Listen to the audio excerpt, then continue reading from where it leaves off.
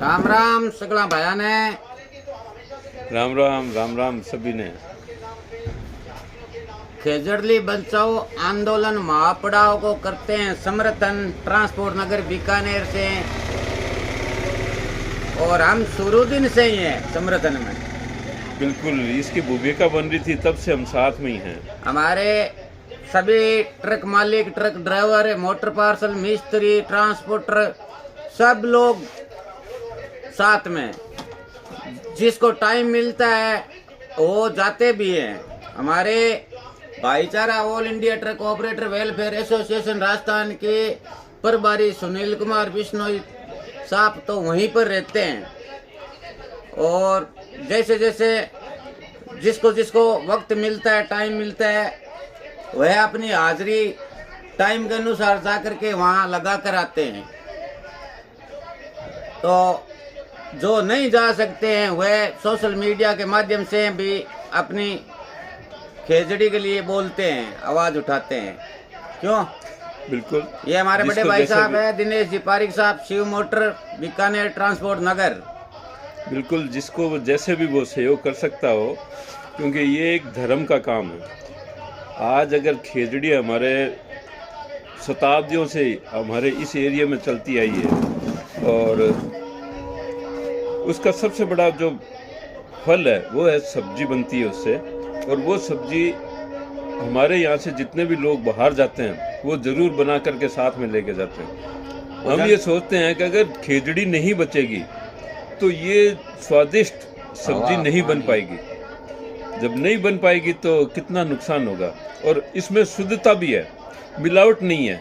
सबसे बड़ी बात तो ये है, इसलिए इस खेजड़ी का बचाव करना हम सबका कर्तव्य है। खेजड़ी का अपने राजस्थान की जो प्रकृति है, जो हवा है, ऑक्सीजन है, वो है पेड़ खेजड़ी है। खेजड़ी हमारे है खेतों में, जंगलों में सबसे ज्यादा खेजड़ी पाई जाती है।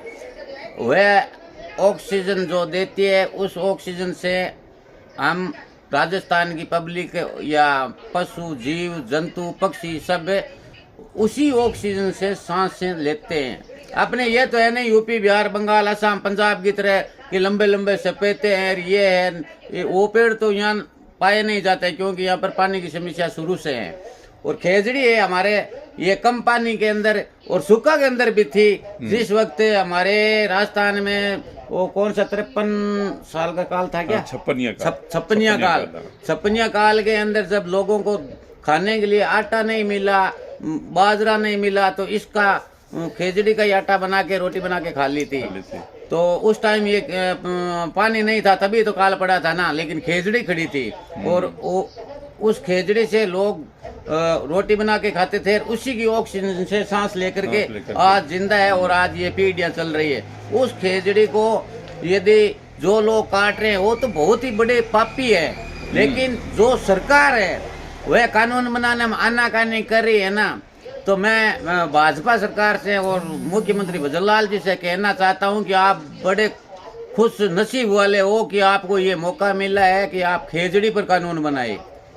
क्यों? बिल्कुल। और आज आप आपके टाइम के अंदर खेजड़ी का कानून बना के जाओगे तो लोग सदियों याद करेंगे कि जब खेजड़ी का कानून बना उस वक्त राजस्थान में सरकार कौन सी पार्टी की थी और मुख्यमंत्री कौन था। बिल्कुल। ठीक है ना, ये आपके इतिहास में लिखा जाएगा। तो आपको तो ये सबसे पहले आगे होकर 2 दिन में बना देना चाहिए। और जो साधु संत बहन बेटी जो अनशन पर बैठे हैं भूखे प्यासे, तो उनकी भी सोचो कुछ। उन्होंने आपको वोट देकर मुख्यमंत्री बनाया था, आपकी सरकार आई है डबल इंजन की सरकार। तो इस पर थोड़ा मैं सरकार से बोलना चाहता हूँ कि इस पर संपूर्ण ध्यान करो। सारा काम छोड़ के सबसे पहले ये काम करो। आप विकास का जो कार्य कर रहे हो ना, ये 2 दिन के लिए रोक दो। आप ये खेजड़ी का काम पहले कर दो आप। और यदि आप नहीं करोगे तो मुख्यमंत्री साहब बहुत पछताओगे, बहुत पछताओगे। आप और आपकी पार्टी दोनों पछताएगी।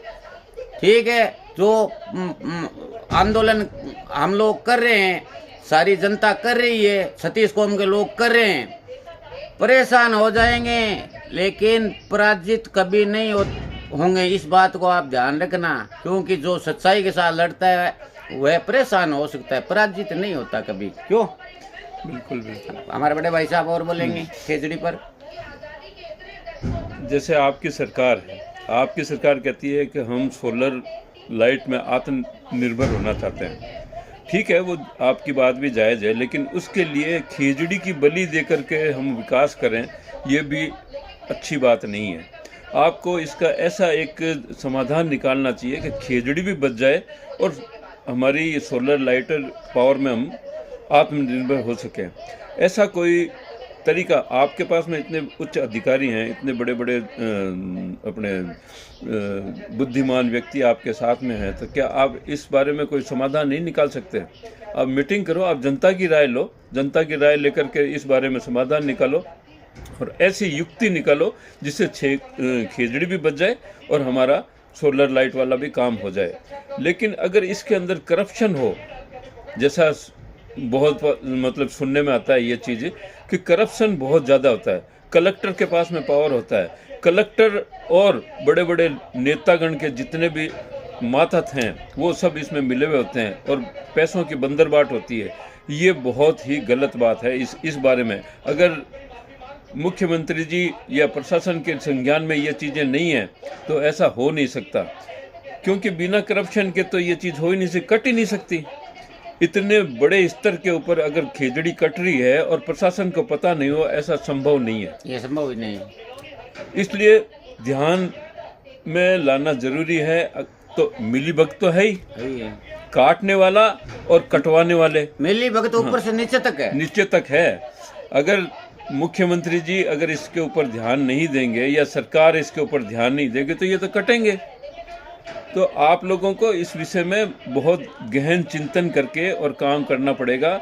प्रशासन को और मतलब कलेक्टर को ऐसा मतलब उनको निर्देशित करना पड़ेगा और काम सुचारू रूप से हो, ऐसा आपको ध्यान में रख करके और निर्देश करना चाहिए। और कुछ भाई जो अलग अलग भ्रांतियां फैला रहे हैं, उनसे हाथ जोड़कर विनती करते हैं कि अलग अलग भ्रांतियां मत फैलाए